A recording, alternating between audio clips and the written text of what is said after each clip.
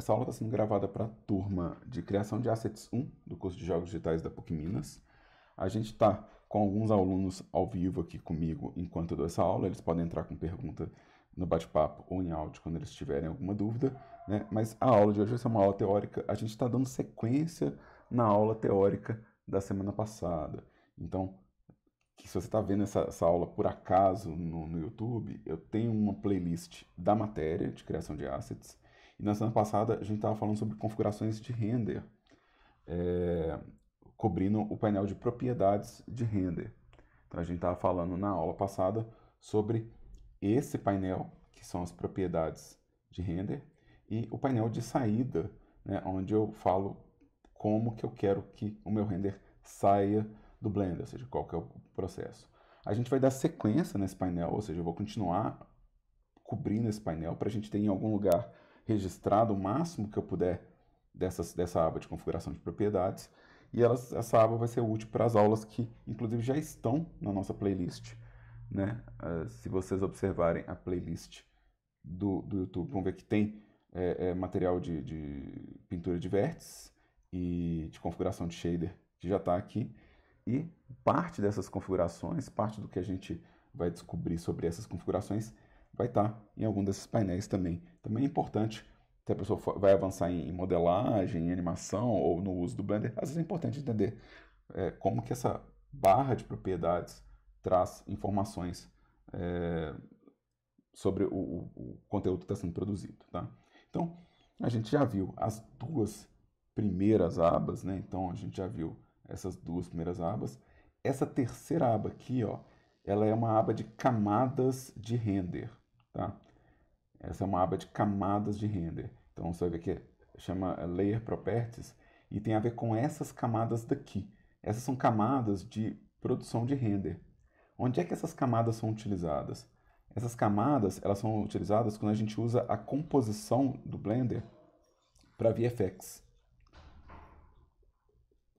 Então, quando a gente usa para VFX, a gente precisa, na verdade, separar algum elemento do render em uma camada e, às vezes, um espaço de conteúdo 3D em outra camada. Então, às vezes, você vai ter múltiplas camadas de render para tratar efeitos visuais de forma diferenciada. Então, às vezes, uma camada sua traz o cenário, a outra traz o personagem, a outra traz, às vezes, um elemento de efeito como a chuva. Então, para não ter que renderizar tudo numa única camada e poder controlar, por exemplo, o brilho e contraste da camada de chuva, separado do brilho e contraste da camada de personagem, separado do brilho e contraste da camada de cenário, a gente tem um sistema de camadas 3D, tá? Que a gente pode criar camadas aqui. No nosso curso de jogos, essa aba ela não é utilizada muito, porque geralmente os nossos efeitos visuais, né, os nossos efeitos visuais geralmente são feitos no motor de jogos, então geralmente eles são direcionados para Unity, né? Então a gente não tem necessidade de cobrir essa camada, esse conteúdo de camadas de, de render muito detalhado, tá? É só importante você perceber que você pode separar algumas coleções numa camada, ou seja, você pode ter eu vou adicionar aqui uma nova coleção, só para servir de exemplo. E eu vou colocar um objeto na camada de exemplo. Eu vou falar que meu ViewLayer ele tem essa coleção e vou criar uma nova camada que tem essa coleção aqui. Então eu posso falar que uma camada carrega um conjunto de objetos e outra camada carrega outro conjunto de objetos. E isso vai ser processado no meu render final no compositor. Ou seja, eu posso escolher qual camada que eu estou usando, né? E fazer misturas do conteúdo de camadas, né? E tratar essas camadas. Vamos colocar aqui um misturador, aqui, um mix.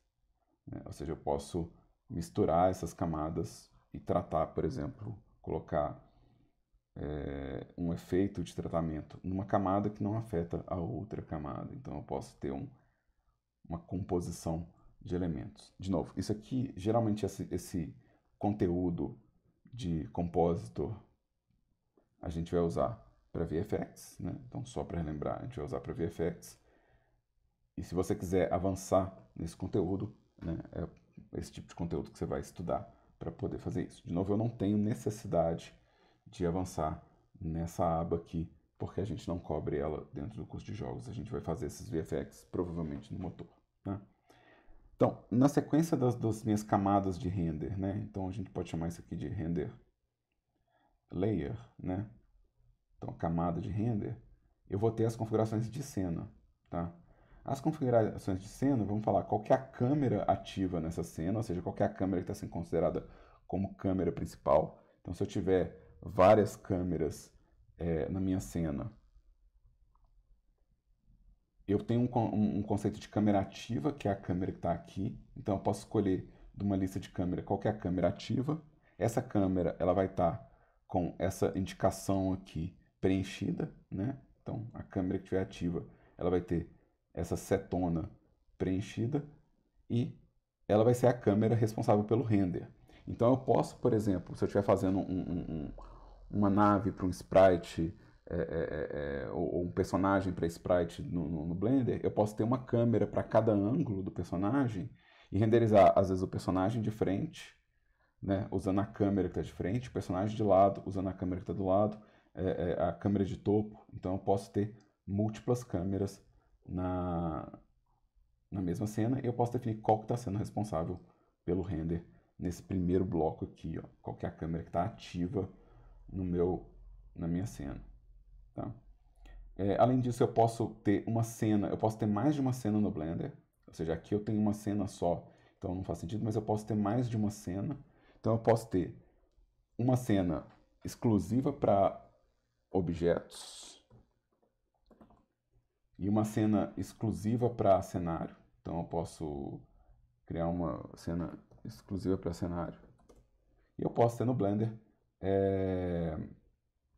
usar uma cena como fundo da outra. Ou seja, eu posso, na hora de fazer uma animação, por exemplo, para não ter que preocupar se o animador tá interferindo no meu cenário, né, eu posso falar que o cenário é outra cena no Blender. Então o Blender, ele, além de ter listas de camadas, você pode ter várias cenas no mesmo projeto. Tá? Então isso é útil. E isso, geralmente quando a gente faz animação no Blender, é interessante você às vezes ter o cenário separado como universo separado em objetos. Tá? A gente também tem o clipe ativo. O clipe ativo tem a ver com o os nossos Movie Clip Editors e os Video Sequence Editors. De novo, a gente tem que lembrar que o Blender está associado ao VFX e às vezes você vai ter um clipe que está fazendo o mapeamento da câmera ou rastreamento do movimento. Então você vai ter um clipe de vídeo que está atuando como clipe ativo da cena. Ou seja, é ele que está mandando dados de captura ou dados de informação de vídeo para a cena. Né? Então esse é o nosso primeiro bloco de configurações da aba de cena, de propriedades de cena. Na sequência tem um que é bem importante para a gente, que são as medidas, né, o sistema de medidas. Né? Aqui a gente não precisa preocupar inicialmente, porque a gente é um bando de brasileiro fazendo jogo no Brasil, e nosso sistema é métrico, e o Blender traz o sistema métrico por padrão. Mas pode acontecer de você trabalhar, por exemplo, com uma prestação de serviço e pede o sistema imperial de medidas. Né? Ou seja, você vai ter léguas, pés, você vai ter outro tipo de medida para o seu universo. E também pode acontecer de você ter que configurar um tipo de medida específico para o seu universo. Ou seja, se você quiser vir aqui e falar que a sua medida de escala e de subdivisão ela não é métrica, né? Ou seja, você quer desbloquear esse controle de subdivisões e quer ter um controle mais preciso, você vai desabilitar um sistema de medidas. Geralmente, quando a gente vai fazer pixel art, a gente desabilita o sistema de unidades para poder colocar as medidas de divisão de grid em uma base de 16, para trabalhar com a lógica de 16 pixels por quadrante. Né? Então, você imagina que cada quadrante desse aqui, ó, em vez de eu dividir ele por 10, que seria a lógica do sistema métrico, eu vou dividir por 16 ou por 8 para trabalhar com o conceito de pixel art e trabalhar com aquela lógica de 8, 16, 32, 64. Então, é comum a gente alterar esse sistema métrico para poder ter um controle dele. Aqui também a gente tem as unidades separadas de graus, metros, né? Então você vai ver que a gente tem como trabalhar com milímetros ou centímetros. Aqui é o meu comprimento, ele é um comprimento de metro, mas eu posso falar para ele me dar as medidas em milímetros, né? Na verdade, o Blender ele já entende, né? Se você pegar um objeto e falar para que esse objeto tem 200 centímetros, ele vai entender como 2 metros. Se eu falar que ele tem 300 centímetros, né, vamos pôr 300 centímetros, ele já vai adequar isso para metro. Mas ele está falando o quê? Que a minha medida base aqui é metro. Ou seja, eu estou levando as minhas medidas para metro, né? Então, eu posso mudar isso para centímetro, né? Se eu estiver fazendo coisas que são miniatura, ou se eu estiver fazendo escala para impressão de 3D, ou alguma coisa assim, você pode ter que mudar essas medidas. Se você faz um cenário que é muito gigante e você não quer ter que ficar aumentando a sua cena, você pode falar que a sua medida é quilômetros, né? E a gente vai ter também as medidas de peso, tá? Porque o Blender, dá para ver que na próxima aba aqui tem uma simulação de gravidade. Então a gente tem uma medida de peso, de massa, né? Uma medida de tempo, que está em segundos. Como a gente faz animações muito curtas, é bom que isso seja uma medida de segundos, né? Então a gente vai ter ciclos de animação com durações 1 segundo, 2 segundos. Então isso é bom pra gente, mas se você estiver fazendo, por exemplo, uma simulação de ciclo de dia e noite no Blender, talvez você queira mudar para dias ou para horas a sua medida de unidade, né? E a temperatura você pode pegar aqui também mudar, porque o Blender ele vai fazer simulações, quando ele faz simulações de fumaça, de fogo, você pode definir a temperatura desse fogo e você pode definir a força desse fogo e você pode usar graus Celsius para poder definir essa simulação, por exemplo. Então essas são as unidades. Na sequência eu vou ter a gravidade. De novo, esses dois são os mais importantes para a gente aqui no momento, porque a gente pode cair na situação de usar esses daqui, né, para simulação de alguma coisa de animação ou de alguma coisa física, né? Então a gente tem essas duas são os mais importantes para a gente agora, mas a gente vai ter também um set de keyframes, né? Ou seja, eu posso criar um pacote de keyframes dentro do Blender, né? Então, uma coisa que eu posso transferir, inclusive, para outros softwares, se estiver envolvendo simulação. Eu tenho o controle de som da cena, né? Lembrando que a gente pode adicionar speakers na cena, né? Ou seja, você pode adicionar som na cena. Então, você tem como ter um controle desse áudio dentro da cena. E você tem um controle da física do mundo, né? Ou seja, o seu mundo ele pode ter um controle de corpo rígido que vai ser útil para simular objetos caindo, objetos sendo destruídos ou coisas do tipo, né? O Hector mandou um sério no bate-papo, eu não sei relativo a que é esse sério, mas até agora acho que eu não fiz nenhuma piada, então eu acho que é sério sim, viu, Hector? Acho que até agora foi tudo sério. Sim, sim. Quando a gente simula. Quando a gente simula fumaça, nas configurações de, né, de gás, vários dos valores que a gente vai usar para definir o aquecimento, né, eles vão estar associados à temperatura, né? Você tem controle de heat, que vai definir se a sua fumaça, se o seu conteúdo que você está simulando é inflamável ou se ele é frio, né? Então, a gente tem um controle de calor nas simulações. Ô Dan, Diga. nesse semestre ainda a gente vai aprender a fazer fumaça, esse tipo de coisa? Nope. Sabe quando é que isso deve acontecer para vocês? Mais pro fim do curso na matéria de VFX. Ah, entendi, entendi. Porque aqui eu tô suando a camisa, vocês todos, pra gente sair com um monte de pecinha 3D para jogar na Unity. E o nosso tempo, você pode ver que a gente já tá em abril, né? E eu ainda tô lendo os menus, né? Então não dá tempo, não. Mas geralmente eu encorajo as pessoas que têm interesse nisso a pesquisar mesmo. Vai atrás porque já tem bastante informação e isso pode ser útil para algum sprite de animação. Ou seja, mesmo que a gente não cubra a simulação de fumaça e fogo aqui, às vezes é o que você vai usar para fazer uma simulação de sprite para o seu jogo. Né? Então, não tem problema você estar isso fora, né? Só porque o nosso tempo de aula realmente não consegue encobrir todas as configurações de simulação. Eu vou abrir algumas aqui, vocês vão ver que né, como é que é massiva a quantidade de informação, tá? Todos os painéis do Blender têm propriedades customizáveis, tá? Essas propriedades customizáveis é porque você pode programar seus scripts no Blender. Então você pode criar um controle seu para qualquer propriedade. Então todos eles vão ter uma aba de propriedades customizáveis. Na sequência aqui, ó, eu quero apagar aqui esse objeto, mostrar que os menus que eu cobri até agora ó, são esses menus branquinhos aqui, ó. E esses menus branquinhos, eles não estão relacionados aos objetos, né? Eles são independentes do objeto. Eles estão relacionados à cena, à interface, a render, mas eles não estão associados aos objetos.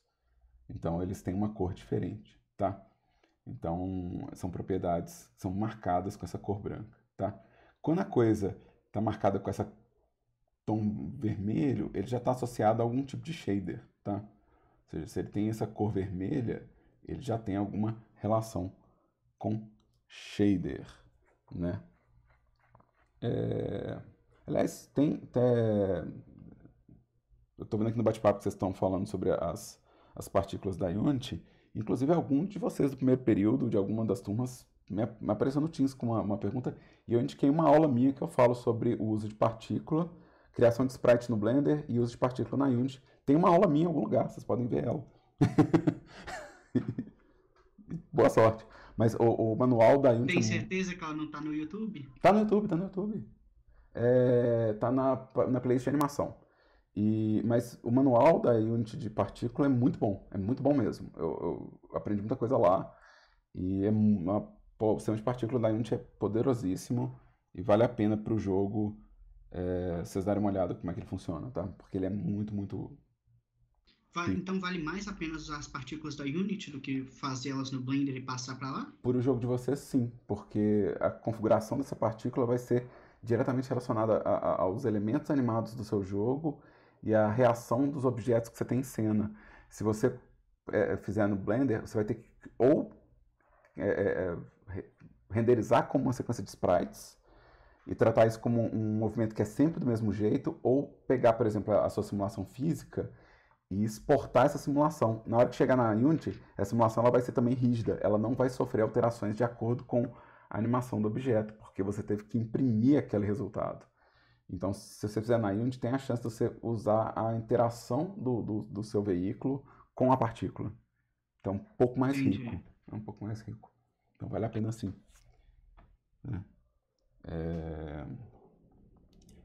Então, voltando aqui, gente, isso aqui tem a ver com shader, tá? E isso aqui é o shader do mundo, tá? O shader do mundo é o shader dessa massa cinza aqui, ó. Então, eu posso escolher a cor dele aqui e eu posso escolher também se ele tem algum tipo de volume, né? Ou se ele tem algum tipo de configuração como névoa, fumaça, né? Ou mist, né? Alguma coisa assim nesse espaço. Ou seja, essa é uma configuração de shader desse universo do fundo cinza aqui, né? E quando a gente tem deixa eu colocar aqui uma lâmpada qualquer. Deixa eu colocar eu quero colocar um spot.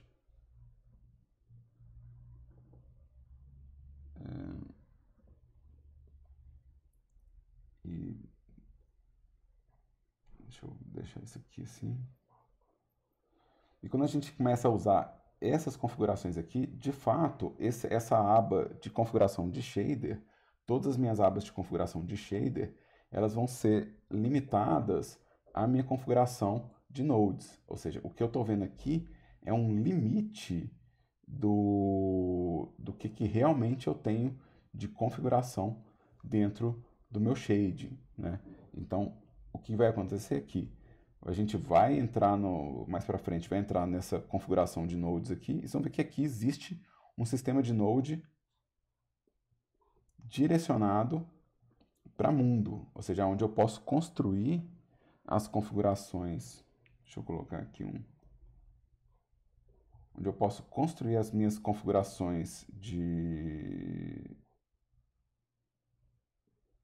como o mundo vai funcionar. Deixa eu pegar isso aqui, vamos deixar ele mais claro. E eu não quero, eu quero uma densidade baixa. E eu quero emissão.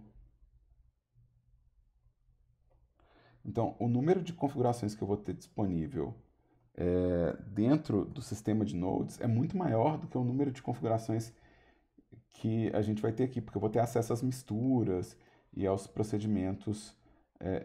Deixa eu colocar aqui no Cycles, só para ver como é que está ficando no Cycles. Deixa eu reduzir minha cor de emissão.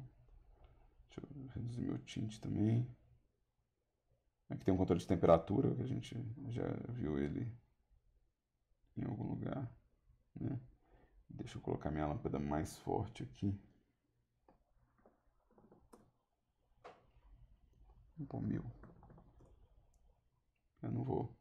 Vai faltar um bocado de configuração para eu fazer o que eu quero, e eu não vou quebrar a cabeça com isso agora não. Mas aqui é o começo de eu fazer o que vai virar um mist, né? Ou seja, meu mundo é de uma cor e a névoa é de outra, né? E a névoa vai ser de outra. Então, só para comentar, tá? Mas por exemplo, colocar uma textura no meu mundo, né? Ou trabalhar com a produção de detalhes desse fundo cinza, colocar um céu simulado, tudo isso depende. Deixa eu colocar um Sky Texture aqui só para ficar mais evidente do que eu estou falando. Então vamos colocar a intensidade do sol 10 graus e vamos por 1 grau. E vamos mudar a elevação do sol aqui, né?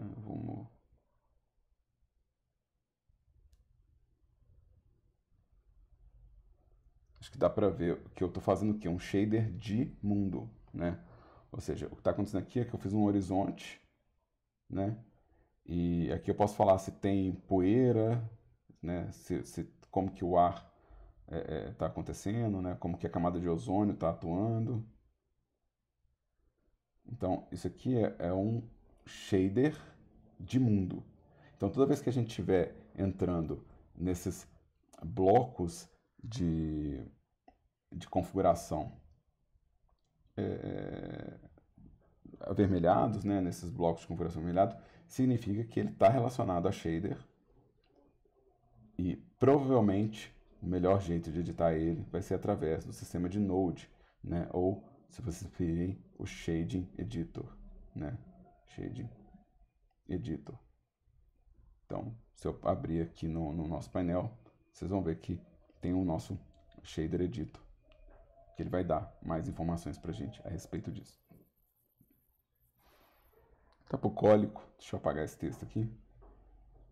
Eu espero que vocês entendam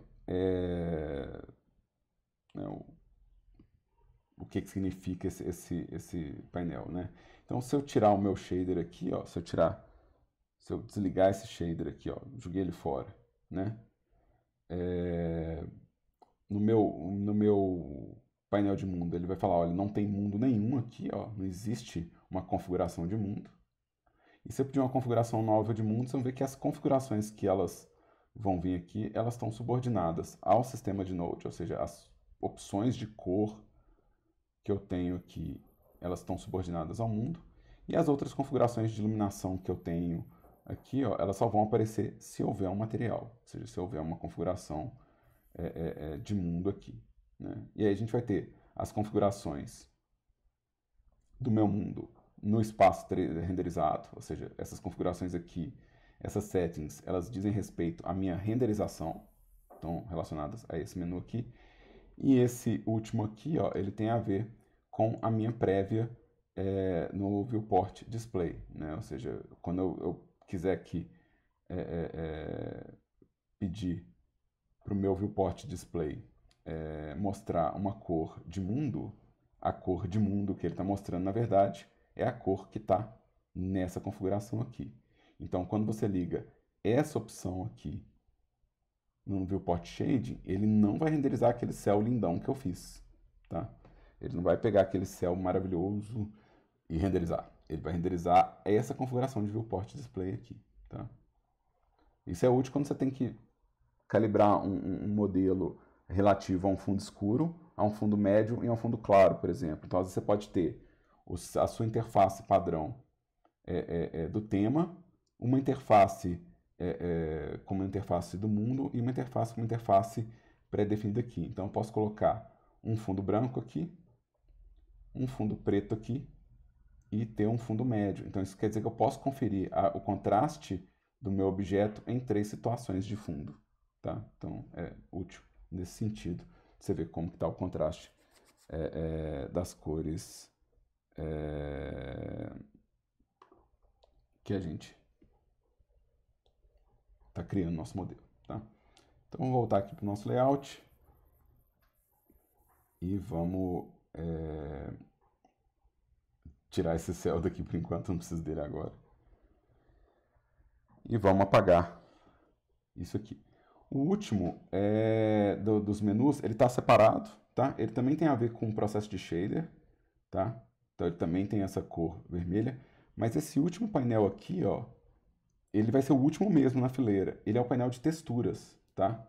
Então ele vai falar para mim que eu posso pôr, por exemplo, textura nos pincéis, na situação que está aqui agora. Ou seja, do jeito que minha cena está, onde eu não tenho nada na minha cena, a única possibilidade de aplicação de textura são os pincéis do Blender, né? Então, como o Blender ele possui ferramentas de pintura, né, ferramentas de escultura que possuem pincéis, né? Então, se a gente estiver trabalhando com escultura ou pintura de textura, isso vai ter brush. E eu posso criar textura para esse brush. Mas se eu tiver, por exemplo, algum objeto, isso também vai servir para textura de alguma forma afetando esse objeto. Então, aonde for possível incrementar ou aplicar ou elaborar uma textura, ele vai me dar opções quando tiver essa realidade em cena, né? Então, ele vai me dar essa lista de opções de textura de acordo com o meu conteúdo de cena. Lembrando que o Blender ele é reativo à minha seleção, reativo ao conteúdo selecionado. Então, aqui, esse menu, ele termina aqui porque não tem nenhum objeto em cena. Não tem nenhum objeto em cena. Então, não existem mais painéis. Se eu acrescentar um objeto qualquer objeto, eu vou acrescentar um objeto empty, que é um objeto vazio, tá? Ele já vai criar para mim os menus relacionados a esse objeto, ou seja, esse objeto ele vai ter essa lista de configurações possíveis. Então, as propriedades que apareceram aqui são as propriedades desse objeto selecionado.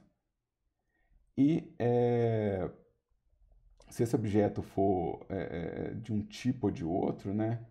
Por exemplo, se esse objeto for um objeto de uma outra natureza, talvez apareça também na lista um acréscimo, ou dependendo das configurações desse objeto, talvez apareça uma opção a mais nessa listinha aqui, tá? Então ela acaba sendo subordinada também ao conteúdo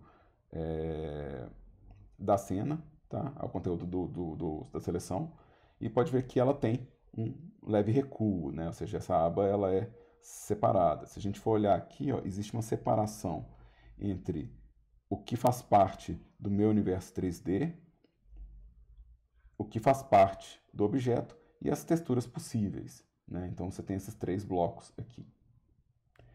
Todo objeto ele é representado pela cor laranja e ele tem um painel de objeto que vai ter as propriedades desse objeto na cena, tá? Então, independente do conteúdo desse objeto, independente que tipo de objeto é, ele vai ter uma coordenada no espaço 3D, uma rotação no espaço 3D e uma escala no espaço 3D. Então, essa primeira aba aqui que a gente tem dentro desse menu de objeto você pode pensar realmente que aquela bolinha central, a origem, é a responsável por carregar essas informações e que todo objeto vai ter nessa origem, inclusive esse empty, não sei se vocês conseguem ver a bolinha no meio ali, porque, né, sabe lá como é que está esse streaming. Mas ele tem essa origem aqui e a gente pode configurar essa posição, rotação e escala aqui. Tá? Além disso, existe um painel de relações. 2 objetos em cena podem ter uma relação entre eles. Ou seja, um objeto ele pode mandar no outro. Né? Então a gente pode ter um objeto pai e pode ter um objeto filho. E um objeto pode ter uma relação com o outro. E você pode falar quem é responsável. Ou seja, eu posso falar que um objeto carrega o outro. Né?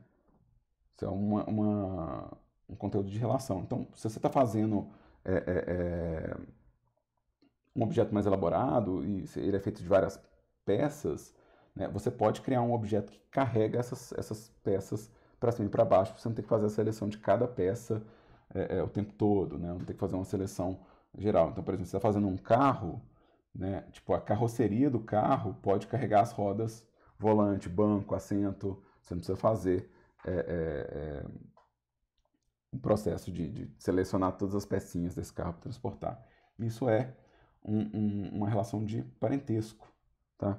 E a gente vai entrar nisso um pouco mais para frente, quando a gente for ver as aulas de rig, né? Quando a gente for ver as aulas de rig, a gente vai ver que isso aqui, na verdade, é o primeiro jeito de fazer um rig, é definir as relações entre os objetos, né? Então, como o exemplo do carro, se eu falo que a carroceria carrega as rodas, então eu já estou facilitando para quem vai animar o jeito de construir esse espaço de cena. Tá? Além disso, eu posso falar em quais coleções esse objeto está. Então, por aqui, eu posso falar para onde que esse objeto está indo. Então, eu vou colocar ele na collection, por exemplo. E ele pode estar em mais de uma coleção, por exemplo, né? Ou seja, ele pode estar em mais de uma coleção. Um objeto ele pode existir em múltiplas coleções. Né? Lembrando que a gente tem o conceito de render, né? Então um objeto que você quer que esteja em todas as camadas de render, então ele pode estar em todas as coleções da minha cena. Tá? Eu posso remover ele de todas as coleções. Posso fazer isso aqui também por drag and drop? Posso. Mas é bom saber que dentro do próprio objeto eu consigo definir se ele faz ou não parte de uma coleção. Tá? Eu consigo também fazer duplicatas de cena dentro do Blender. Deixa eu trocar de objeto aqui rapidinho. Deixa eu colocar aqui um cubo. E eu posso criar um sistema de instanciamento de duplicatas dentro do Blender. Eu não vou lembrar como é que usa de verdade, eu preciso que eu usei isso 1 milhão de anos atrás, eu não sei se eu vou lembrar como que eu controlo isso. Mas ele faz o trabalho de duplicate semelhante ao Alt-D, né? Então ele faz a multiplicação de objeto em cena, tá? Só que lembrar como é que faz, vai ser tão difícil. Eu não vou lembrar mesmo. Depois eu faço uma aula de memória disso, porque é tão raro a gente precisar usar esse tipo de duplicata hoje em dia, né? Isso é uma coisa mais antiga, assim. Então, você ter uma cena cheia de lâmpadas, por exemplo, e falar que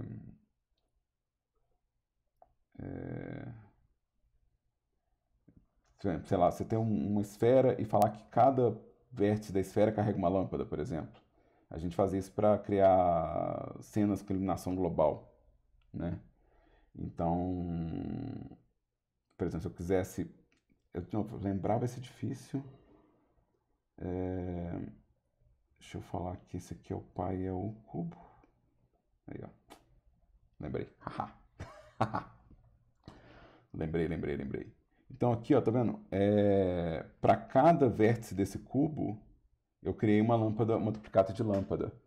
Então, quando a gente não tinha a iluminação global da cena, ou seja, você não tinha como colocar a iluminação do mundo na cena, a gente fazia a duplicata de lâmpadas para solucionar isso. Então, eu criava uma lâmpada e pedia as duplicatas imediatas. Isso também funciona, por exemplo, se você quiser colocar, por exemplo, árvores num terreno, se você quiser colocar postes numa rua, né? Então é possível usar os vértices ou as faces para definir o número de duplicatas disso aqui, tá? Aqui, a distância entre o meu objeto filho e meu objeto pai é que está definindo esse afastamento aqui, tá? Então, a gente tem essa relação de duplicata instanciada no Blender. Ou seja, o processo é um pouco diferente, mas a gente não deve chegar a usar isso no nosso semestre aqui, a gente não deve ter utilidade para isso agora, tá? Quando a gente faz animação, a gente pode pedir para ele calcular a trajetória dessa animação, né? Então, se eu tiver um objeto animado,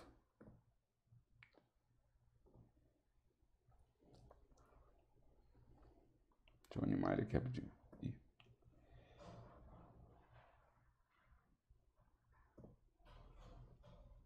Eu posso pedir ele calcular a trajetória de animação desse objeto para eu ver se a trajetória está ok, ou seja, para conferir essa trajetória, às vezes ajustar as relações de aceleração, desaceleração, né? Então, eu consigo ver como que está a trajetória do que eu estou animando com o Motion Path, tá? Ele é feito para a gente configurar e ajustar os controles de animação e ver se o movimento está acontecendo, né? Fazer uma prévia desse movimento para a gente. Então, esse é o Motion Paths. Eu vou limpar aqui caminhos de animação. Aqui eu tenho um controle de shading, né, que é um controle de onde que a sombra, o sombreamento acontece dentro da cena, né? Então você pode ver que tem um terminator de sombra aqui, né? Então, quando a sua sombra tá dando, às vezes, algum artefato ou ela não está acontecendo muito bonita na cena, a gente consegue ter um controle em cima da geometria que vai mudar o comportamento dessa sombra na superfície do objeto. Então, isso é uma espécie de correção de geometria, né? uma correção de processamento de geometria dentro da cena, né? Então, é o shade. Aqui eu tenho os controles de visibilidade, né? Então, se ele tá, onde é que ele é visível, né? Onde é que esse objeto ele é visível, quais propriedades dele que são visíveis, tá? Então, se ele é selecionável ou não, se ele é visível no viewport ou não, se ele é visível no render ou não, se ele não aparece em lugar nenhum, se eu estou segurando, né? Se ele vai ter visibilidade na câmera, se a cor dele vai ser renderizável no meu espaço, se o gloss ou... Eu tô aqui com cycles ainda, tô com cycles, né? Deixa eu pôr no Eevee aqui só para... no Eevee vai ser bem menos opções, tá? E você vai ter esse mesmo controle aqui, dentro desse espaço aqui, ó, tá? Então, essas opções aqui, ó, elas são, na verdade, as opções desses botões aqui. Se ele é selecionável ou não, se ele é visível no viewport e se ele é visível no render, tá? Então, essas configurações aqui é que estão sendo marcadas nesse painel de visibilidade. Isso não vem, ou seja, esses botões eles não vêm ligados por padrão no Blender, né? Mas você ainda pode trancar um objeto e falar que ele não pode ser selecionado na cena, né? Uma vez que eu trancar ele, significa que eu não posso clicar nele. Isso é útil para você não clicar sem querer no objeto e não perder tempo com isso, tá? Então, deixa eu voltar com o meu cubo aqui, que eu... Cadê meu cubo? Não está aqui, então vou adicionar um Suzane. Vou adicionar um Suzane. Se não tem o cubo, tem a Suzane. Aqui ó, é o meu viewport display.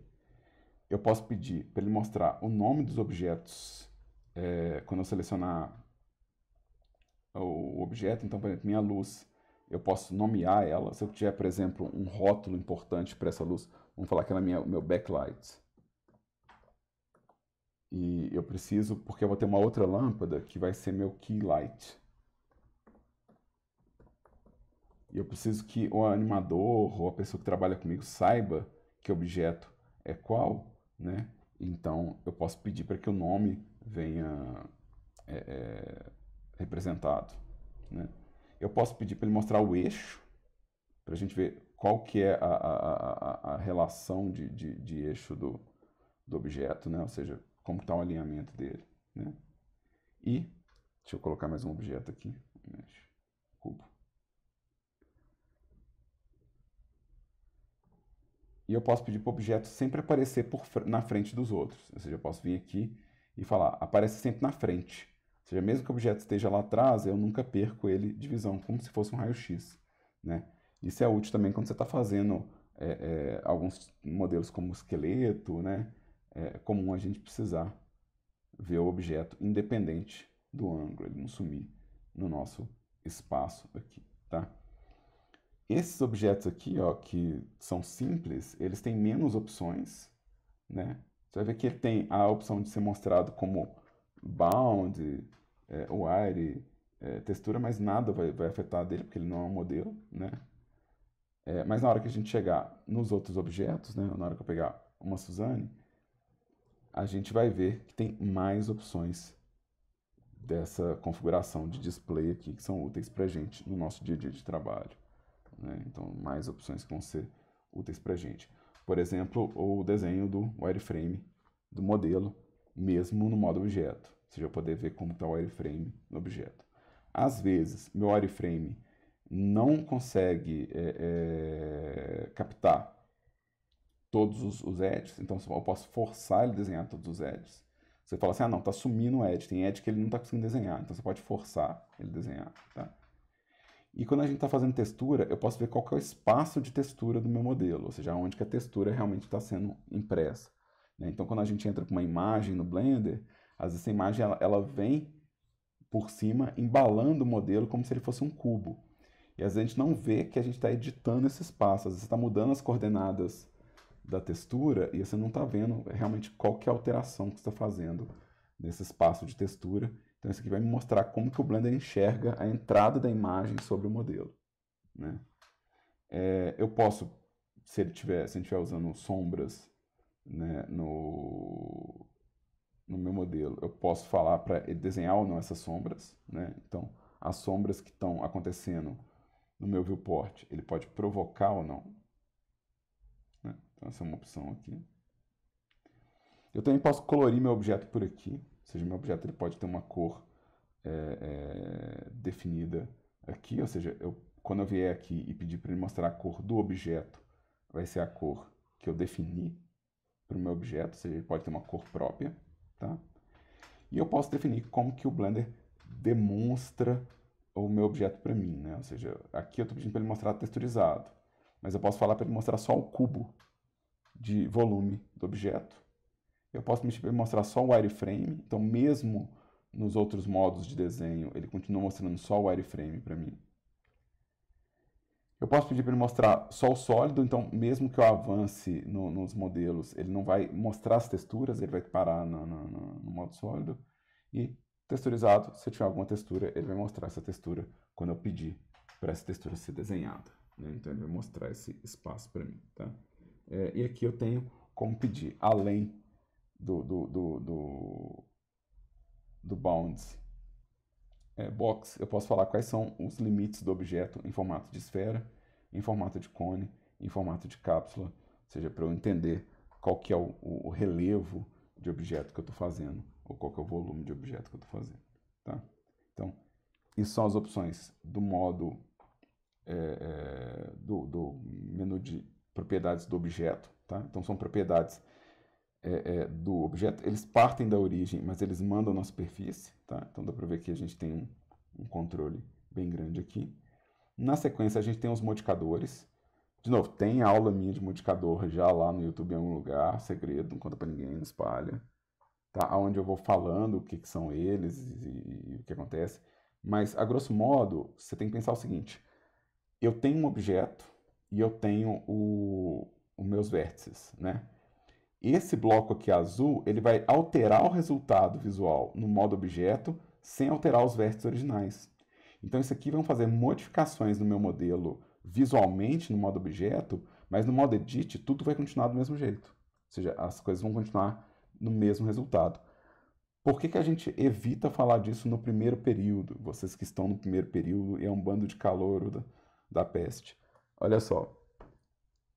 Esses modificadores, quando a gente leva para Unity, vários deles deixam de ser essa maravilha temporária que o Blender me dá para virar um conteúdo impresso no modelo. Então, ele aumenta o número de polígonos, ele muda o resultado visual, e quando você chega na Unity, em vez de você ter aquele seu modelo original, você só tem o resultado final desses modificadores. E aí você acha que está levando um modelo, às vezes, com 1000 polígonos do Blender para Unity, mas chega lá e ele tem 20.000 polígonos. Porque esses modificadores aumentaram o número de polígonos e eles foram aplicados. Ou seja, tudo isso que o Blender consegue usar como ferramenta temporária, na hora que a gente vai para Unity, vira informação final. Então tem que ter um cuidado enorme para poder usar isso aqui. Então, geralmente, a gente fala, não, deixa o cara modelar bem com o básico, para depois a gente entrar numa ferramenta que é avançada, né? Então, quando eu faço isso aqui no meu modelo, se eu entrar no modo Edit, meu modelo ele continua sendo esse bonequinho com pouco corte. Mas aqui, visualmente, ele já tem o dobro de corte. Aqui já tem o quadro duplo de cortes. Então, de novo, ele não está alterando meus vértices originais dentro do Blender. Mas se eu levar esse modelo para fora, esse modificador deixa de existir e meu modelo passa a ser isso aqui, ó. O que é bem mais difícil de editar e bem mais pesado de tratar. Então, eu não posso correr esse risco agora, né, de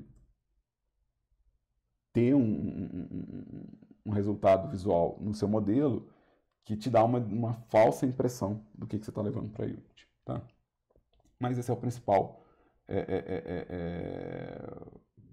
problema desse bloco aqui, ó.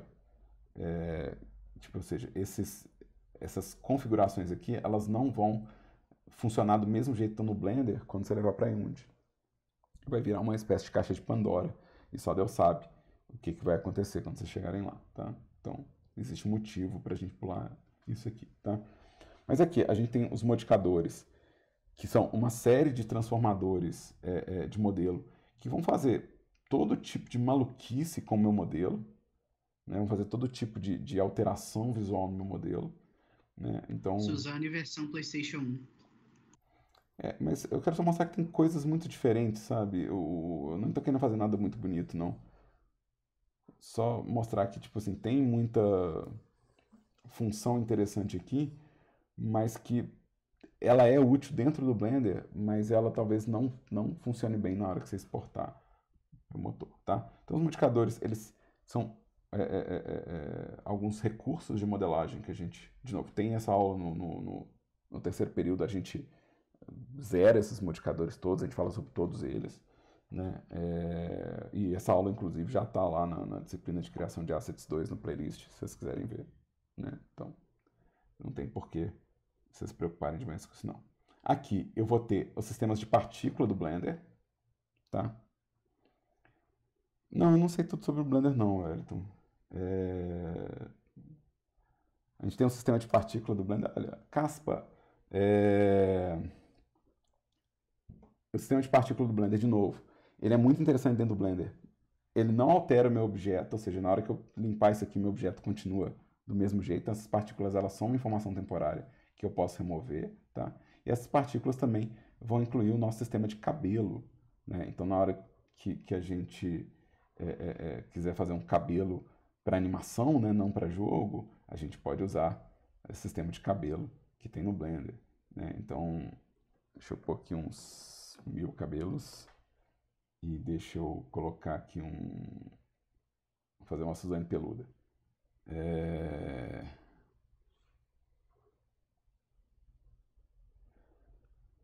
Então ele tem um sistema de cabelo e sistema de partícula. De novo, isso aqui funciona muito bem no Blender, mas não tem como levar para Unity, motivo pelo qual a gente não vai entrar a fundo nesses sistemas de partícula aqui. Mas essa aba inteira é dedicada... Mas então se quiser modelar um cabelo de um personagem, eu vou ter que fazer isso na modelagem dele em si.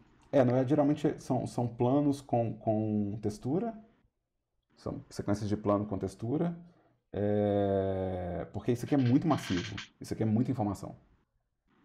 É pesadão, pesadão. E simular isso aqui, simular cada movimento de cada uma dessas partículas, é muito pesado. Mesmo em jogo hoje em dia, mesmo com, sei lá, PlayStation 5 e o caramba, daí é muito pesado. E tem alguns casos que a gente faz o cabelo com uma espécie de goma, uma espécie de massa mesmo. Né? Você pega, por exemplo, Street Fighter V, os cabelos eles não são planos, né? Eles são uns blocos, né? E eles são modelos bem tradicionais, na verdade, né? São modelos bem simples, né? Quando a gente olha a topologia e pensa no... Eu já vi o pessoal fazendo cabelo mais de anime, assim, eles pegam os cilindros e só dão uma modelada bem básica nele e enfiam ali no personagem. Sim. E, de novo, se vocês quiserem, né, dar uma olhada nessas coisas no meu próprio canal do YouTube, vocês podem olhar a matéria de criação avançada de personagens, que lá tem como é que pode fazer, por exemplo, com um vetor, né? E tem na minha playlist de demonstração de modelagem High Poly, tem eu modelando o cabelo com malha mesmo, né? Então, vocês acham... Eu não posso nem falar, não assiste isso online, não vai procurar um tutorial, não, porque eu mesmo já coloquei um, então é meio sacanagem. E vocês vão ver que tem tutoriais muito legais que usam a ferramenta Seria hipocrisia se você falasse pra não procurar, né? não, sendo que, tipo assim, eu tô falando pra vocês olharem no meu canal e vocês não, dá uma olhada no meu canal.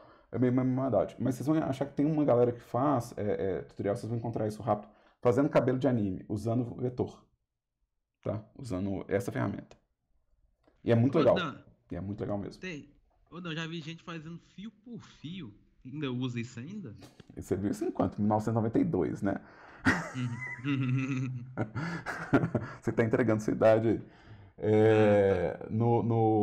Naquele filme do Final Fantasy, o Spirit Within, é um filme Crianças do Advento.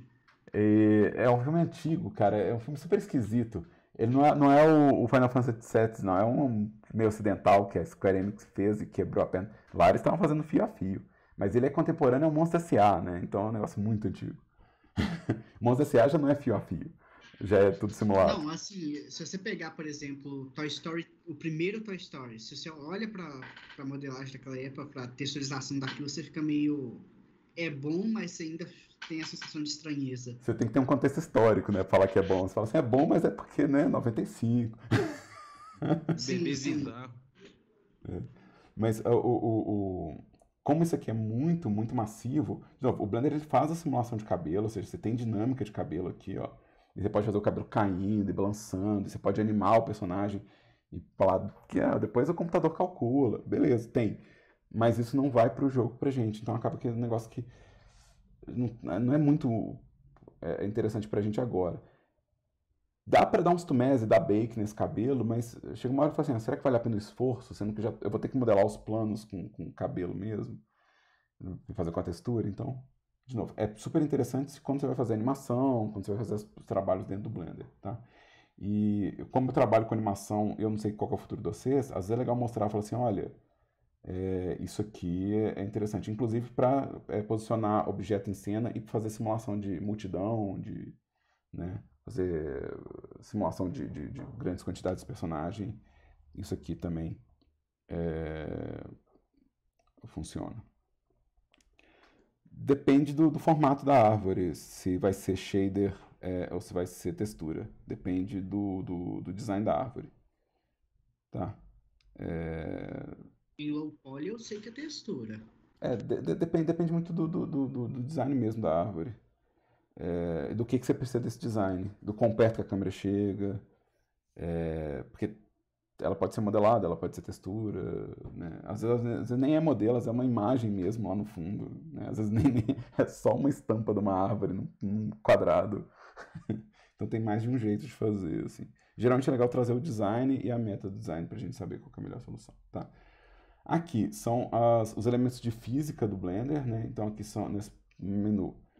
Então esse aqui foi os modificadores, esse aqui foram as partículas, e esse próximo aqui, ó, ele é a física, tá?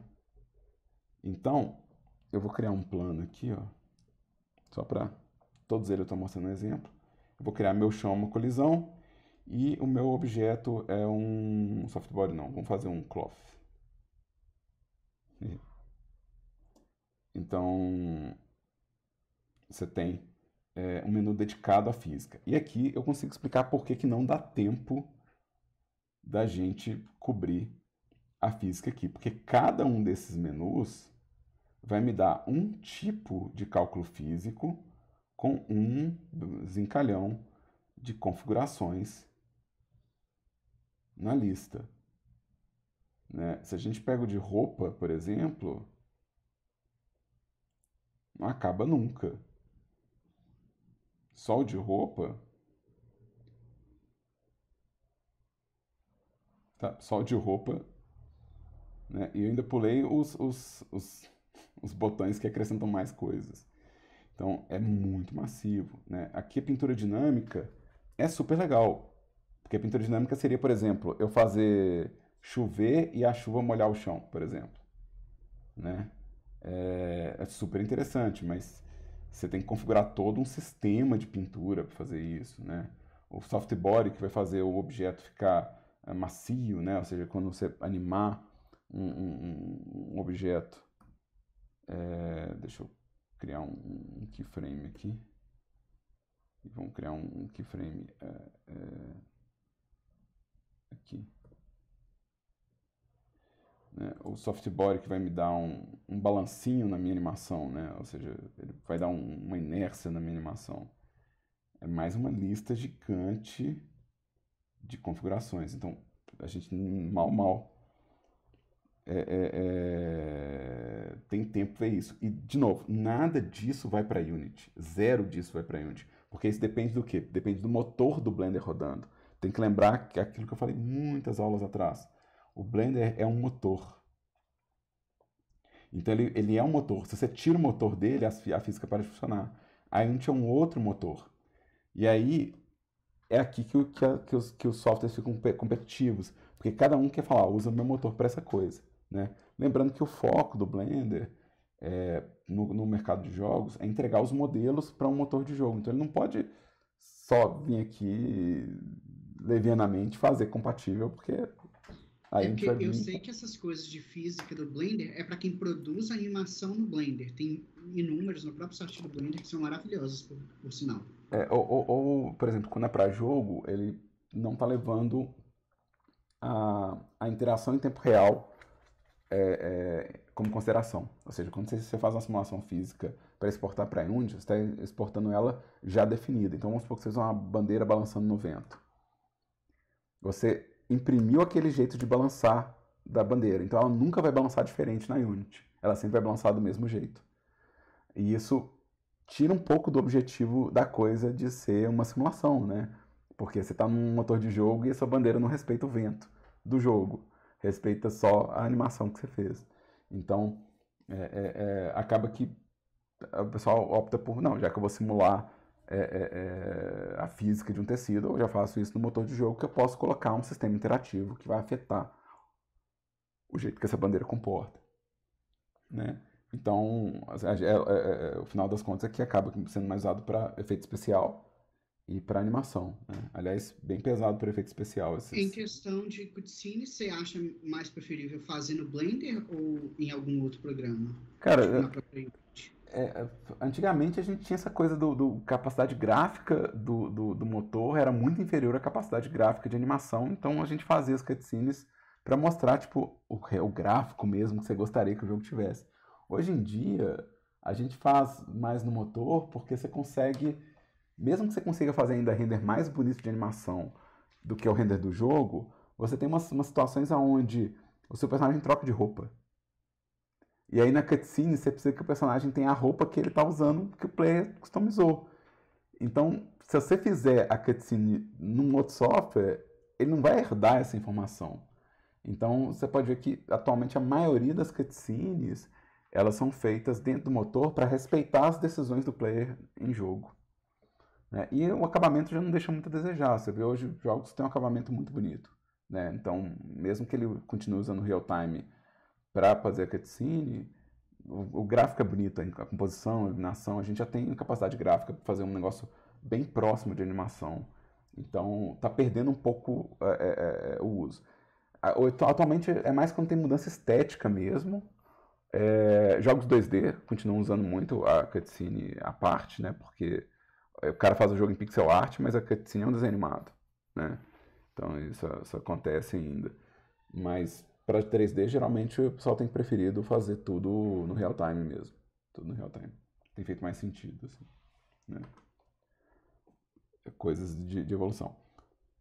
O Blender abandonou a game engine dele, mas tem uma galera fazendo a game engine do Blender. Então tudo isso aqui que a gente tá falando assim, não dá pra fazer para jogo, talvez no futuro você possa fazer o jogo todo dentro do Blender, porque tem o pessoal, vamos por assim, reconstruindo a game engine do Blender dentro dos mods modernos de motor, né? O Shade Smooth é uma informação de vértice, né? Então você vai ver que o Shade Smooth ele vai estar associado aos vértices, então ele comporta do mesmo jeito na Unity e no Blender, porque ele vai estar associado a esse painel aqui, ó. Tá? Aqui a gente tem uma série de constraints. Constraints, de novo, toda essa informação que está azulzinha, gente, ela é útil para a gente, ela facilita a nossa vida de modelador, mas ela não tem compatibilidade direto com a Unity. Não quer dizer que a gente não vai usar, quer dizer que a gente vai usar, mas na hora que for para a Unity, algum processo tem que ser feito. E o constraint, ele vai falar para mim algumas situações de relação. Então, por exemplo, eu posso ter um copy location aqui, ó, em XY e falar que ele copia a posição da Suzane, né? Ou seja, eu posso ter, para animar, um objeto que segue um outro, mas só nos eixos que eu determinei, né? Então, isso aqui é útil para a gente criar as animações. Isso vai ser útil na hora que a gente estiver fazendo os rigs de controle para animar os personagens, né? Então, ou os objetos. Então, isso aqui cria para mim controles, sistemas de controle de animação, tá? De novo, a gente faz isso para facilitar a vida do animador, e isso na hora que a gente manda para a gente, isso é impresso na animação. Ou seja, não vai, essa janela não vai, mas o resultado da animação vai.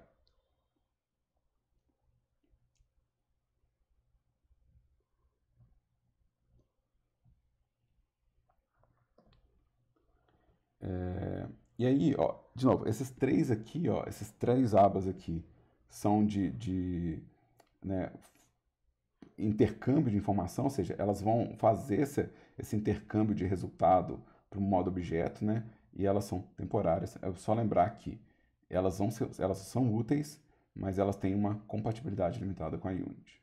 Mas vocês podem estudar elas mais para isso. Ô, João, eu vou te falar que não é falta de investimento.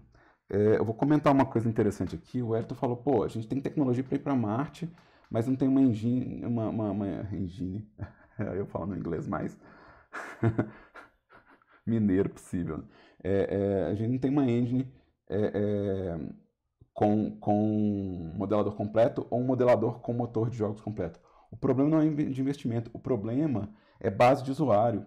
Se o motor do Blender tivesse tido usuários bastante para que a galera continuasse incrementando ela, a gente teria hoje um motor completo. Se a Unity, se as ferramentas de modelagem na Unity tivessem uma base de usuário grande bastante, talvez ela já estivesse madura. Mas a gente tinha uma base grande de modeladores no Blender, modeladores no Maya, uma base grande de programadores fazendo jogos na Unity e na Unreal, mas você não tinha uma congruência desses grupos. Porque dinheiro tem. Dinheiro tem para isso. sabe? A Blender Foundation ela é super saudável financeiramente. A Unreal é super saudável financeiramente. A Unity é super saudável financeiramente. Mas não tem uma base de usuários que sustenta essa tecnologia. Então, Por exemplo, é que nem o Fuse, que ele é uma engine só focada em fazer personagem 3D. Não teve tanta gente usando, não teve tanto investimento, a Adobe pegou e cortou ele, e hoje em dia você tem uma versão mais antiga dele na Steam, e é isso. tem que pensar que é a base de usuário. Mais do que investimento é a base de usuário. Porque a base de usuário é que puxa o investimento, né? Mas aí é aquela coisa, por exemplo, a integração hoje em dia entre esses softwares ela é muito boa, então não sei se vale a pena ter tudo junto, sabe? A integração entre Unity, Blender, Unreal e Blender, Godot e Blender é muito boa. A integração entre Maya e Unity é muito boa, sabe? Então, será que vale a pena realmente a gente começar a usar o motor do Blender e passar um monte de raiva até ele ficar maduro só para ter tudo num software só, né? Sendo que esses softwares todos eles estão acessíveis. Então, eu não sei se valeria a pena, não, tá? Então, vamos lá. Vamos para o próximo painel, 8.7. O próximo painel aqui é o painel de propriedades internas do objeto, ou seja, são os dados que o objeto carrega. E aí eu vou pegar dois objetos diferentes. Vamos pegar uma lâmpada, que é uma coisa que a gente deve usar para render, essas coisas. Então vamos pegar aqui um point light. E você vai ver que esse verdinho aqui são os dados do objeto, né? Ou se vocês preferirem, Object Data, tá? Object Data. E aí, o Object Data de uma lâmpada é o quê? O que é o Object Data de uma lâmpada? É qual que é o tipo de lâmpada, qual que é a força da lâmpada, se ele projeta sombra, qual que é o raio dessa sombra. Os dados de uma malha são os vértices, né? Ou seja, os dados da malha são os vértices dela. Então, é isso que a gente chama de data. Então, o conjunto de vértices que eu tenho aqui, ó, vai ser o data. Então, aqui, ó, que é importante pra gente, que eu tô querendo chegar essa aula inteira, tô querendo chegar nesse pedaço aqui, ó, é a informação que a gente vai usar massivamente, que é totalmente compatível com o software 3D, porque isso aqui me diz como que o software, como que o Blender está lendo os vértices, mas também como os outros softwares vão ler esses vértices. Então aqui a gente vai ter grupos de vértices, por exemplo. Eu posso, por exemplo, falar que um conjunto de vértices chama olho, né? Vamos chamar isso aqui de olhos, né? Vamos criar um grupo de vértices. Eu vou associar esse vértice aqui e vamos chamar ele de olhos, né? Ou seja, eu posso vir aqui no modo edit e falar, seleciona os olhos para mim. Ou falar, seleciona a cabeça, para eu não ter que selecionar às vezes tudo na mão. Então eu posso ter grupo de vértices. Então vamos colocar aqui cabeça. A gente vai ver isso mais a fundo esse semestre ainda, na hora que a gente começar a falar sobre rig, né? Porque é assim que a gente vai controlar um objeto, né? Ele é feito de várias peças de modelagem, mas ele não é feito de vários objetos na cena, né? Então eu consigo controlar o olho de um personagem dentro dos vértices dele por causa desse grupo de vértices, né? Ou seja, esse grupo de vértices permite que eu controle o olho separado da cabeça dentro dessa malha, né? Então eu posso falar assim, não, seleciona e anima para mim a cabeça, né? Seleciona e anima para mim os olhos, né? E isso funciona para qualquer objeto. Então você não precisa, por exemplo, fazer 1 milhão de objetos para ter um veículo todo animado, por exemplo. Você pode fazer as peças e criar grupos dessas peças, né? E isso, de novo, tudo que eu falar aqui, ó, é compatível com os motores e tem relação direta com o jeito que os motores se comportam hoje em dia. Então, grupo de vértices é a primeira opção. Shape Key seria a animação de vértice, tá? Shape Key seria a animação de vértice. Então, por exemplo, se eu fizer um keyframe aqui, né, eu posso falar que o meu objeto ele deforma no tempo, porque eu posso criar animação de vértice. A diferença é nomenclatura, mas, por exemplo, na Unity você vai chamar Blend Shapes. Em vez de chamar shape keys, vai chamar formas de mistura. E aqui vai chamar shape keys. Mas ele vai falar assim, ah tá, então esses vértices eles possuem dois conjuntos de coordenadas. As coordenadas originais e essas coordenadas de alteração aqui. Né? Isso é bem útil para fazer alguns efeitos de transformação, de deformação. Então a gente consegue usar isso numa série de situações em jogo. Né? Então isso é super útil, na verdade. Então aqui eu posso falar que é o queixo. Né? Queixo. Né? Exato, quando o jogo é muito cartoon, isso acaba entrando demais no processo. Mas mesmo num jogo realista, assim, se você pensar que um personagem, quando ele está fazendo força com o músculo dele estufa, geralmente o músculo dele estufa porque você tem um blend shape fazendo esse músculo estufar. Ou seja, você animou os vértices desse músculo inflando, né? Então, é possível fazer algumas variações disso aqui. Outra coisa que é comum fazer também é quando você tem customização de formato de corpo. Né? Você consegue fazer o personagem ficar forte, ficar fraco, ele ficar alto, baixo. Isso geralmente também geralmente não, ele também pode ser feito com animação de vértices. E sim, pensando assim, eu posso fazer qualquer coisa estufar, né? Ou seja, se eu fizer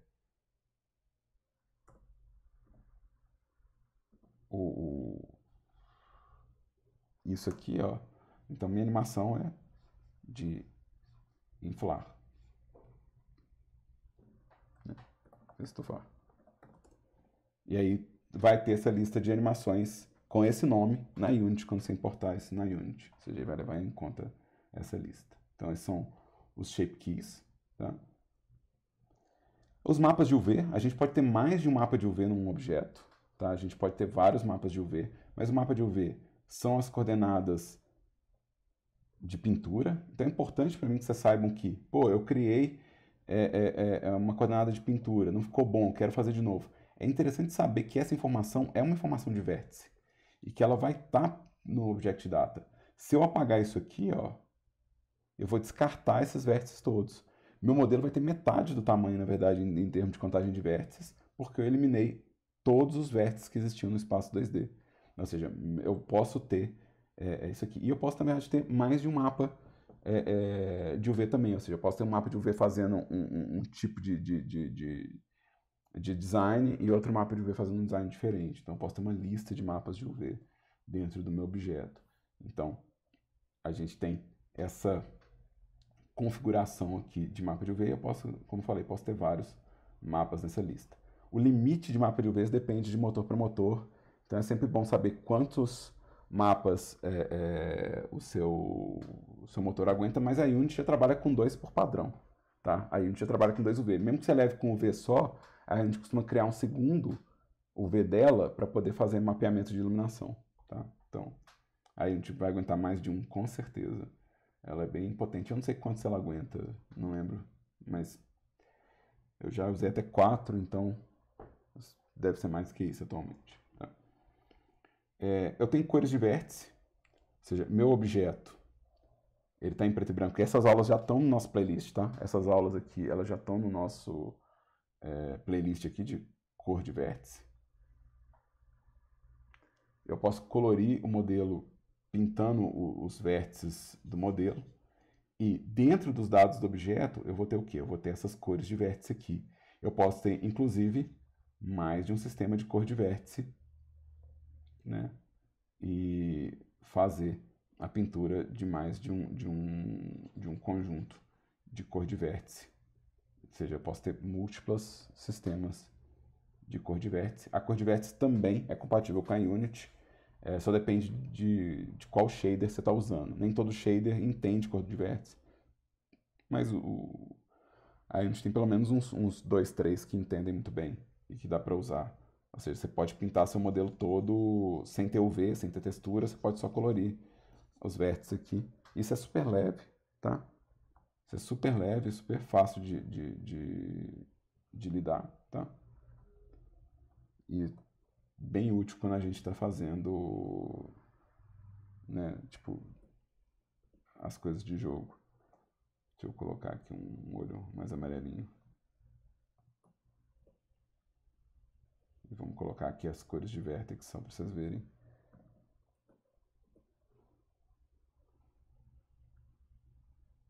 Então, dá para colorir. Ele tem esse processo. E você pode ter várias camadas de cor fazendo coisas diferentes. Tá? A gente tem os mapas de face, ou seja, você pode, do mesmo jeito que você pode fazer grupos de vértices, você pode fazer mapas de faces. A gente não deve usar isso muito esse semestre, não, mas é interessante saber que você pode selecionar um grupo de faces e também associar a um grupo. De novo, isso como sistemas de organização de modelagem pode ser útil. Tá? Você está mapeando um conjunto de faces em algum espaço, isso vai facilitar você selecionar essas faces. Tá? Se você estiver, por exemplo, pintando o seu modelo, e você quiser garantir que você pode sempre selecionar o mesmo conteúdo, você não quer fazer, por exemplo, toda vez a mesma seleção na mesma ordem. Né? Você, eu quero fazer toda vez a mesma seleção na mesma ordem. Não precisa, você pode criar um face map ou um grupo de vértices para isso. Tá? A gente tem um controle de normais, né, que é onde a gente configura o auto smooth, né, o suavizamento automático, cheio de smooth. Então, isso também tem esse mesmo controle com esse mesmo nome na Unity. Então, também é compatível essa relação de ângulo suave, tá?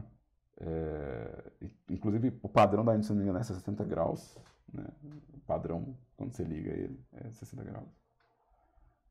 A gente tem o espaço de textura, aquele cubo, né, que a gente viu no Texture Space aqui, né? Então, eu posso mudar o tamanho do meu espaço de textura e eu posso mudar a posição do meu espaço de textura. Então, como eu falei que eu posso mapear a textura e posicionar ela no Blender, é porque eu tenho controle do espaço de textura independente do espaço do objeto. Então, aonde que vai entrar uma imagem e qualquer relação dessa imagem com o objeto é controlável, tá? Então, você pode alterar isso aqui se você sentir que é necessário para fazer um shader específico ou um processo. Você consegue, inclusive, falar que outro objeto manda no seu espaço de textura, tá? Geralmente vem automático, né? Então, geralmente a gente não precisa preocupar com isso, mas é algo possível. Aqui eu tenho um recalculador de malha, ou remesh, que vai redesenhar os meus vértices, ou seja, eu tenho como recalcular eles. E aí eu vou fazer um voxel remesh aqui só para ver o que acontece. Olha que beleza. Ou seja, ele recalculou o design dos meus vértices de acordo com essas configurações. Tá? Isso é muito útil quando a gente começar a fazer os modelos high poly, porque modelo high poly de cenário, ele não precisa ter uma topologia feita à mão.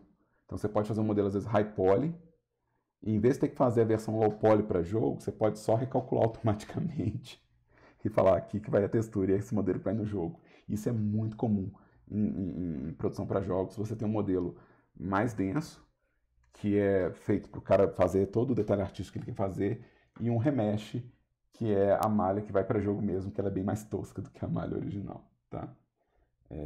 Então a gente tem essa opção aqui de controle de malha que redesenha a malha. Tá? E aqui eu tenho os dados de normais, porque eu posso criar dados de escultura, né, dados de skin modifier, de modificador de pele, e eu posso criar normais personalizadas, né? Ou seja, eu posso vir aqui e falar que algumas faces elas têm a estrutura plana, eu posso reposicionar a direção de uma normal, né? Eu consigo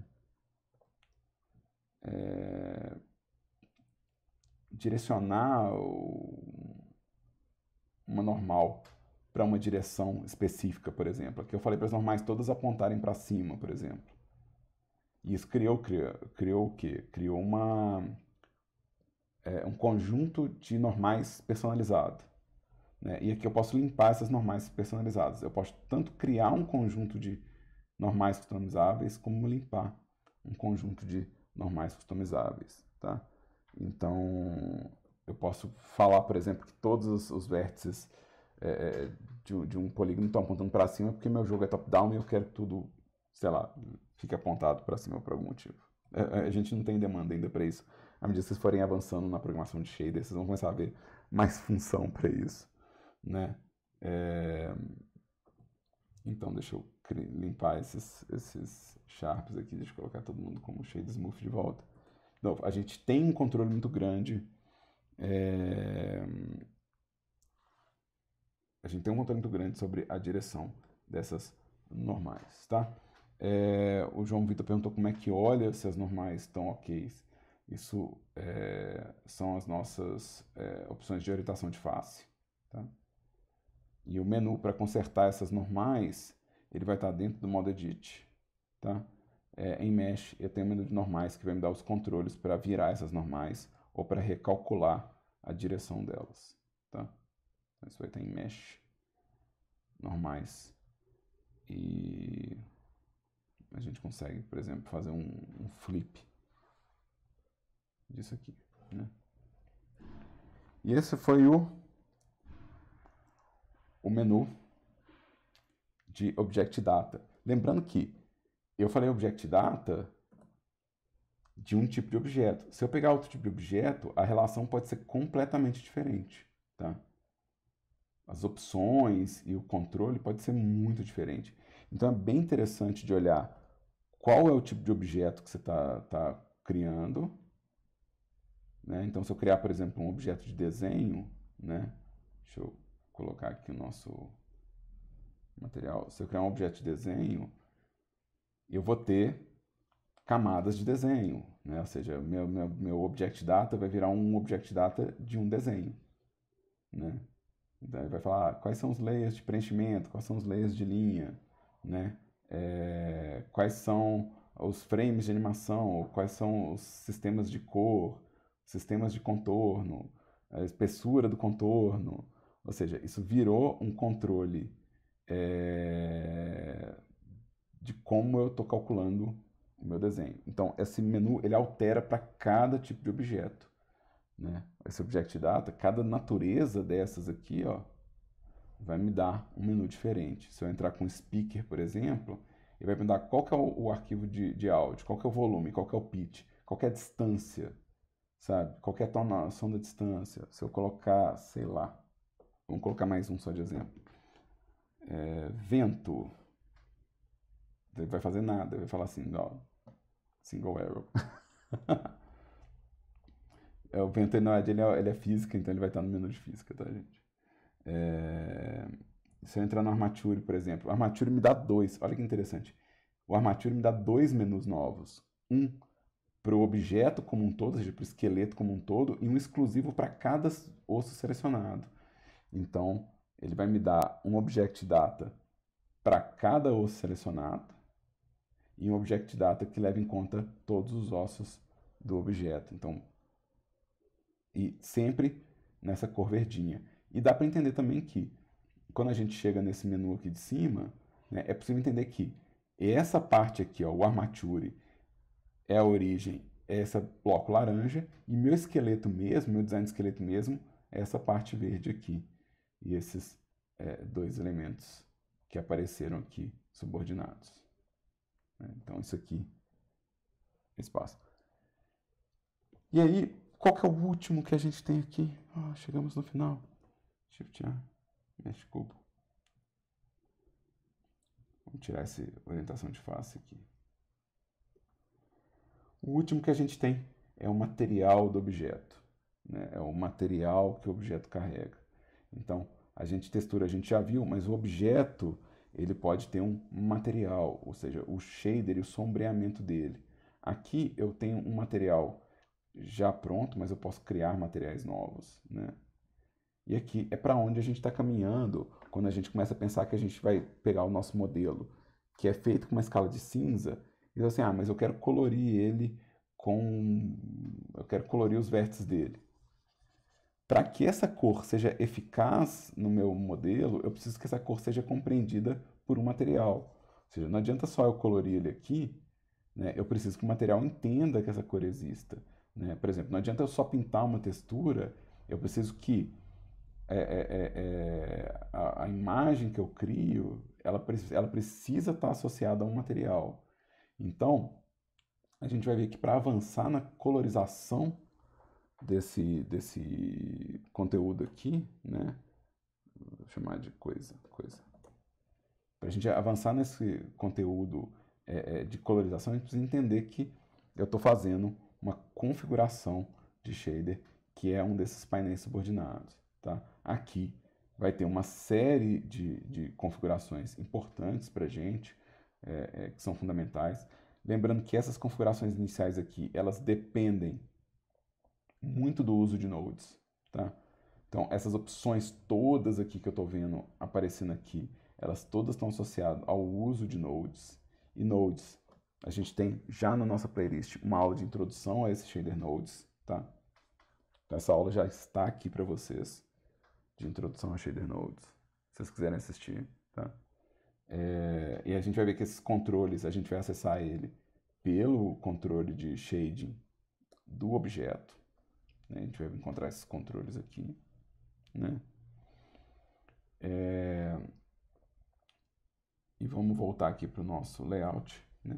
E a gente vai ter opções que são opções importantes para você criar o seu modelo, que são configurações que pertencem ao espaço de visualização do objeto, mas que se você não souber que existem essas opções, talvez você não consiga configurar o seu material. Por exemplo, eu só vou ver que meu material tem transparência, ou seja, se eu quiser fazer uma pintura transparente no modelo, se eu falar que o meu objeto permite essa transparência.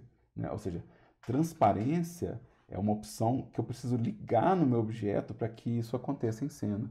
Senão eu faço, por exemplo, alguém falou, a textura de folha de árvore é textura. Mas se você fizer a textura da folha sem um controle de alfa, não vai fazer muito efeito. Ou seja, você vai continuar tendo que ficar modelando borda de folha para que isso exista. Então, eu preciso que exista um controle de transparência, né, desse espaço. Também o controle do backface culling, né, tipo assim, se as normais estão sendo ou não respeitadas na hora que eu faço... deixa eu inverter isso aqui, né? Ou seja, na hora que eu estiver renderizando minha cena, se eu estou realmente considerando a direção das normais como um lado só. Né? O Blender ele tende a tratar a imagem como se existisse normal para todo lado. Ele fala, o modelo não vai ficar invisível nunca para o usuário. Mas isso às vezes não é o que a gente precisa configurar. Às vezes a gente precisa configurar que isso aqui é ativo, para a gente ver realmente como que a normal está comportando no nosso material. Né?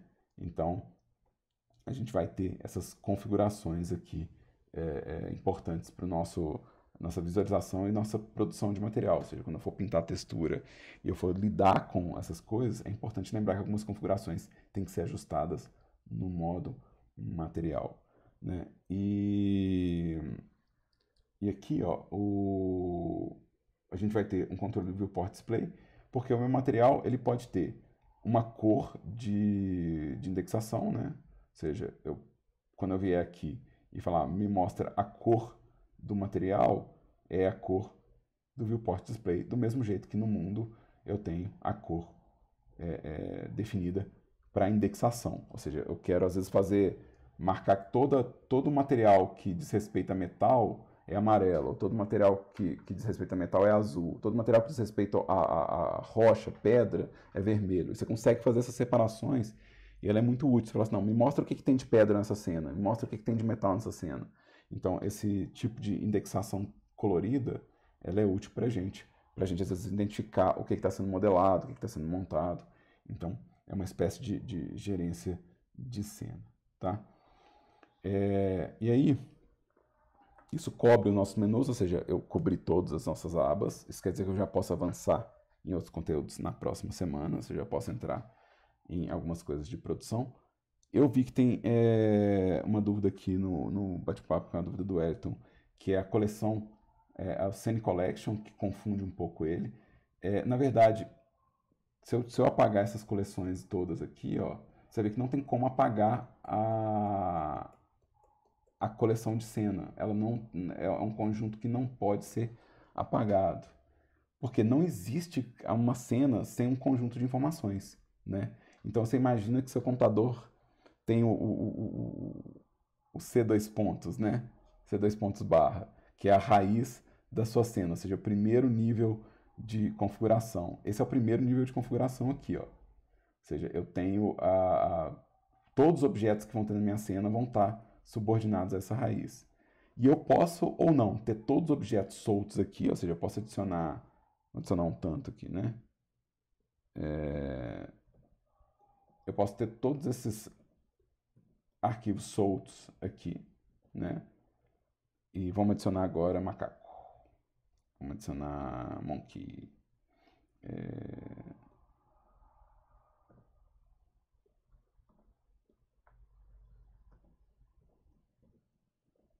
Então aqui eu tenho duas naturezas de objeto.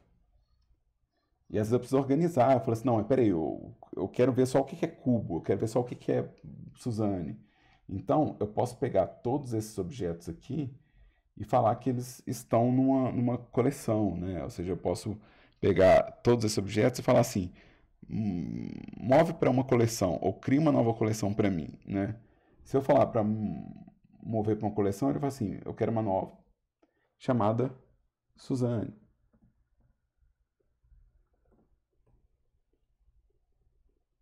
E o que ele vai fazer? Ele vai fazer essa pastinha que tem todas as Suzanes dentro.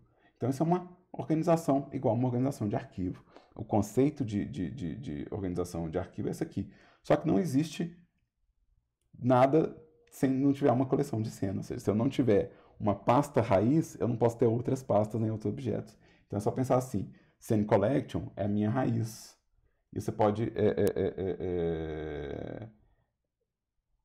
construir as coleções dentro, mas você não consegue editar ela porque ela é a raiz da sua cena, ou seja, ela tem os limites dela, né? Ou seja, nada pode estar acima dela, né? Do mesmo jeito que nada pode estar fora do seu computador do C2 pontos barra, não tem como você subir acima dessa raiz, ou seja, você precisa instalar um HD novo para isso. No caso aqui, se eu quiser fazer uma outra coleção de cena, eu vou ter que criar o quê? Uma outra coleção dessas aqui. Ou seja, eu falo assim, não, cria para mim uma nova Scene Collection, né? Uma nova Scene Collection, uma coleção nova de elementos.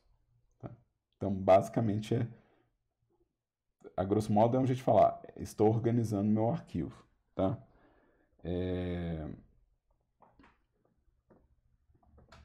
Tem um monte de coisas que acontecem porque existe coleção, um monte de outras coisas acabam sendo criadas em função dessas coleções. Tá? Mas o objetivo principal é facilitar a organização. Lembrando que se eu tenho uma coleção, eu posso selecionar todo mundo que está dentro dessa coleção de uma vez só. Isso facilita demais a vida. Né? E eu posso também criar réplicas dessa coleção, adicionando instâncias da coleção. Ou seja, tudo que é uma coleção, eu posso criar uma instância que é uma cópia idêntica dessa coleção. Tá? Então, essas subcoleções, elas têm algumas funções adicionais, exatamente porque elas são coleções subordinadas à minha cena. E é isso por enquanto, pessoas. Eu vou encerrar essa aula agora, essa teórica agora, a gente ter uns minutinhos de intervalo, antes da gente ir para a aula de TI. Agradecendo todo mundo que teve paciência de ouvir essa aula aqui comigo ao vivo. Obrigado por vocês me escutarem.